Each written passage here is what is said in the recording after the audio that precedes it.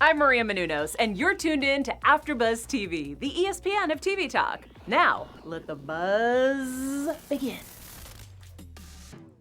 Yeah, what is up, everybody? We are back in the house talking Meet the Frasers, Season 1, Episode 4. So excited to be back here with you guys. I was so sad I wasn't able to be here last week. I know. Oh my gosh. But we're back here. We're here to talk all things Italian, all things psychic medium. We got some stuff we need to go through with this episode. Yeah, so for sure. excited to dig in with that. But before I go any further, I want to introduce my co-hosts. We're down 2, but don't worry. We're both here to talk about it all. And lover of all things E, we've got Ashley Fultz in the house. Hey. Yes. And my name's Rachel Swindler, and I'm lover of all things reality TV. So give me anything reality, and I will sink my teeth right in. So, Totally. I feel you. yeah, so excited. We've got some news and gossip coming up. We've got our special segment, so you're going to want to stay tuned for all of that goodness. But I want to go ahead and just dive into what our overall thoughts are of this episode. Did it go slow? Was it fast? Did you want more? How did you feel? It was, I feel like, a pretty slow episode, but it was good at the same time. We got to see some behind-the-scenes look at Matt with his book and Alexa doing her thing, so we got a little bit of everything. And then, of course, I'm noticing a trend. Every episode, we're seeing a family dinner at the end. So it's kind of a format to these episodes, and it's good. I like it. Yeah. I definitely thought it did go a little bit slow, but I'm always excited every episode because we are getting more in depth into who these people actually are and getting to know their lives. Yeah. So I was really excited to see more in-depth characters. I mean, they're all so crazy and They are characters. They are literally, we've said this every episode, after show now, they are over the top and wild, and I see why they have a reality show know. because they have really big personalities and they're funny. so funny. And they say whatever is on their mind. They're not afraid to put it all out Yeah, there. I know. You have to if you can't hold back what you're gonna say, Yeah. you need your own reality show. And they Exactly. don't hold back. No. And in this episode, they definitely didn't hold back. Yeah. And we started off, we saw Matt actually was traveling to New York because he got a book deal. Can we say 6-figure book deal? You know, when I am shocked right now. when he said that, I said no. No. Why did you? Don't tell me that. You know what? It does bring some relevance to the show, though, because we kind of didn't know who Matt was before. Yeah. But he must really be a big deal to go to Simon and Schuster and get a 6-figure book deal and to sell this book idea before the show was even out. That's huge. Yeah. And so many people would kill for that. That's a great point because when I heard that and I saw he actually had his own book, I said, okay, who are we? right. Who are we messing with right now? I was like, okay, Matt, get it. I know, literally. I'm like, wow, he is a powerhouse, and we just haven't heard his name. He's not a Hollywood household name yet. But it seems like he's on his way. Yes, he is. So he travels in his big ol' van with his face all over it because why wouldn't he? Right. Because that's exactly what he should be doing. They've got their pristine Matt Fraser uniforms on and ready to go. So they're in the car. Yeah. The mom is they're singing, they're having a grand old time, traveling to New York, 3-hour trip. He didn't even think he was going to make it 3 hours, but they seem to be, I think Matt loves his mom Yes. more than he's letting on. Totally. And Maria, his sister, said that in this episode. She said, you never want to be without mom. Like, you're the one that invited her. You pretend like you don't want her here. But honestly, I think he is a mama's boy and he's obsessed with her and he just wants her there all the time. It's not like he really needs her. Yes, 100% he's a mama's boy. So it's funny to me, and it cracked me up that they were actually wearing the uniforms. We discussed this, I feel like, in the first after show. He made these crazy uniforms for them, and I thought they for sure were not going to wear them. It must have been a joke. But no, they are actually wearing them, and it's really funny to me. Yeah, I gotta be honest, I'm just still not a fan of the uniforms. I want them to be a little more fitted and a little bit different. I mean, still awesome, still blingy, but yeah, I would have liked maybe something a little bit different. It reminds me of a casino host. Yes. You know the guys that are at the table, they're in like their black like fitted suits or the women or whatever. Like, I don't know why, but it just reminds me of Vegas. Oh yeah, no, I Bedazzled for Vegas. I lived in Vegas for you 6 did? years, Okay, so you know. I know what you mean, girl. I don't know why I didn't think of that, but yes, this is a casino host, Right? Isn't that so funny? Fabulous in its own way, Right. but casino host. Yes. Well, it got really funny when they actually got into the meeting. Yeah. So we've got this big meeting. We've got one of the guys who's dressed even more fabulous. Yeah.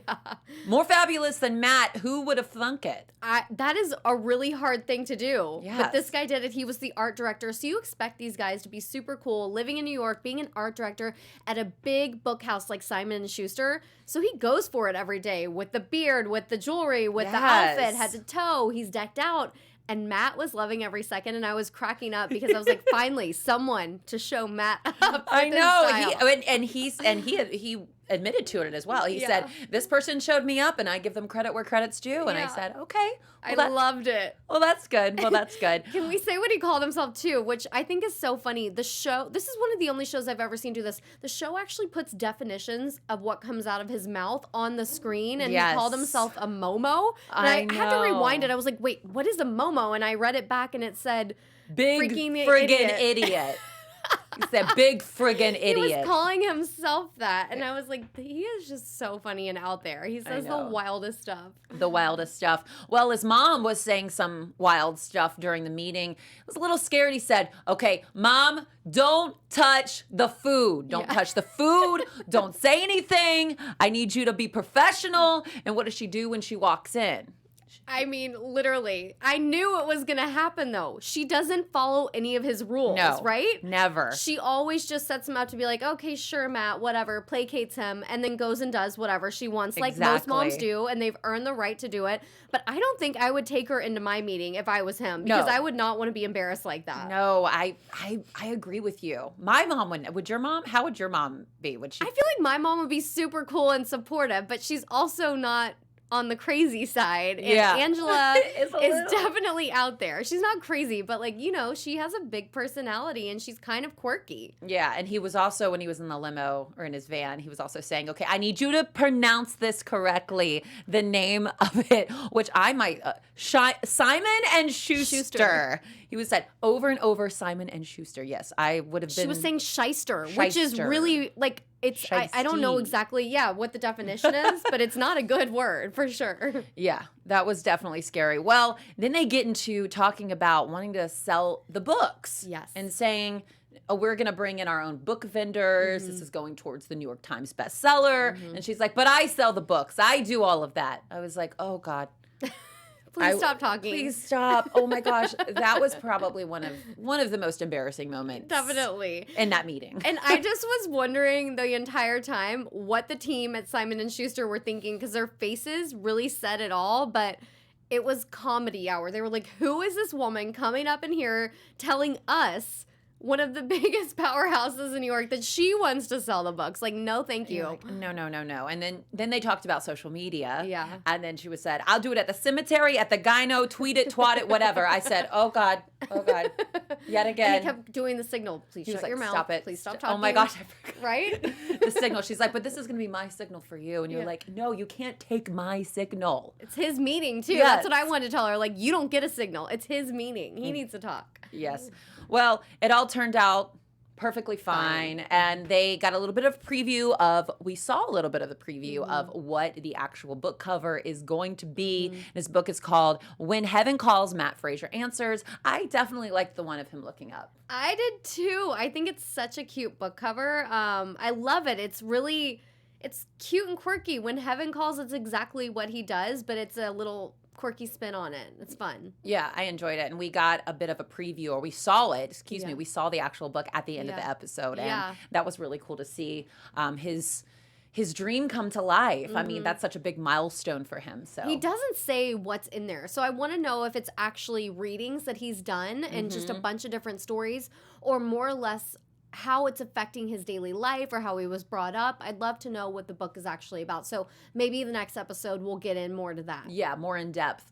And I would love to speaking of getting more in depth, why don't you let our viewers know exactly how we feel about him. We are in love with you guys. You guys are so amazing. We love chatting with you. Make sure to like, comment, subscribe. It really helps us. And if you're listening on audio, make sure to rate us because that's what we need. We love the support. We love you guys. Thank you so much for everything. You guys make us the ESPN of TV talk. Yes, we love you guys. I love AfterBuzz. It's been such an amazing career builder for me. So Same. Yes. So And the community here is amazing. yes, such a great community. So much support here. So and we love all of you guys for your support and all your comments and all your feedback. So thank you.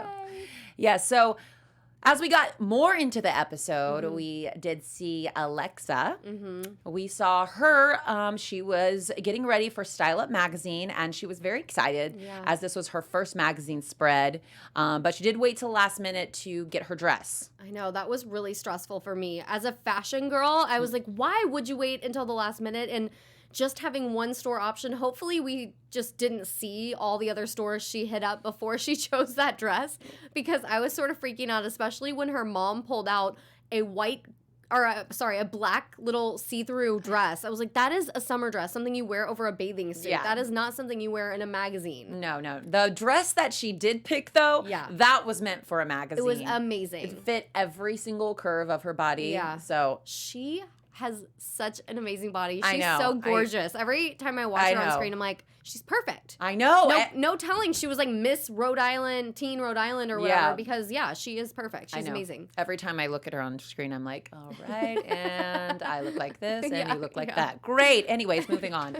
But we did get more of, they've been harping on their mothers throughout this episode. Right. Well, they're always harping on their moms. Yeah. They're always embarrassing. Her mom was screaming in the store, Style Up magazine, while she was actually dressed. Yeah. And they showed some of the shoppers looking very annoyed. And then I think that was a more relatable mom moment to me, though. Because I feel like my mom gets so proud on certain things. She does embarrass me. Like, she'll frame articles or frame different stuff. And I'm like, please, like, no, don't do that. It's a proud moment versus the way Matt's mom is. I'd take Alexa's mom any day. Same. And it's so funny. My mom's not like that, but my dad is like that. Okay. My dad, when I would be performing on stage, that's my daughter. That's my daughter. I'm like, could you just, if you could just bring it down. So that's how my dad is. So I can relate with her a little bit more. Although when she said areola, she said, this is where your areolas would be. That's not necessary, and I don't want to be talking with my mom about any of that kind of stuff. Oh gosh, screaming areolas. Yeah. But anyway. No thanks, especially in the middle of a store with a camera crew with you. Yeah. So when we got to the actual photo shoot, and they got there, of course, Matt kind of ends up taking center stage. He steals the show wherever he goes. Every single time. As we saw it, the cougar, she was very much excited to see Matt. She was excited to see Alexa, but she was she was excited to see Matt. I was wondering if there was some sort of like pre-arrangement that in order for him to come to the shoot, he had to give her a reading, because she said, I can't wait to be read by you. And I was thinking, did we miss something? Is there also going to be a reading at this photo shoot and interview? Because no one alerted us. I'm sure she was taking full advantage of the fact that he was there, and she's like, okay, I'm going to just slide this in, just put that little birdie in his ear, and that maybe he'll take the bait. If I was Alexa, I mean, she did seem like kind of annoyed, but she was laughing it off. But if I was her, I wouldn't take him places with me, because I feel like he would steal the show. Most people do want readings and are like, can you talk to so-and-so? Can you help me with whatever? 100%. So, yeah. And then he was in this like shots with her with the crown on. I was like, can we please Then we not get do into that? the photo shoot and the photographer, and they're all egging him on to put the crown on. He puts the crown on, and he was like, I mean, he did. He stole the show with the diamonds and all. I literally can't. He is just not afraid to really be himself at all times, though, and it cracks me up. Yeah, he's definitely not afraid to be himself, and that's what makes him Matt Fraser, and that's why we love him. So, you know what they also said that I thought was interesting, because their relationship is so cute. At the beginning of the episode, they said they do not like to be separated at all, and the fact that Matt was going to New York for the book thing without Alexa, and she was shopping for dresses for Style Up without him, they were very unhappy about it. They said they'd only spent one night without each other, and I was like, oh, is this like a codependent relationship? Yeah. It was really funny to me. Yeah, I'm definitely excited to get more in depth in their relationship as the season goes on. That's something I'm looking forward to. Me too. To see the love between them. Right. Because I want to see those romantic times. Because I want to see why they make Malexa. That's true. Yeah. But they seem so close. Yes, so close. I don't and so know happy. any situations like that where you've only spent one night away from the other person. know, That's I know. kind of crazy. Well, can find me somebody like that. Jesus. Anybody want to be around me 24/7? You're like, sign me up. Sign me up. Well, I want to get into our special segment. We have something really cool set up for you guys, and Ashley is going to give us the lowdown on that. Yeah. I think it's so interesting to see a day in the life of a medium. And we've kind of been talking about different mediums and what their life is like, because the only time we usually hear about them are when they're reading someone and a big story comes out about it, or maybe a celebrity reading or whatever it may be.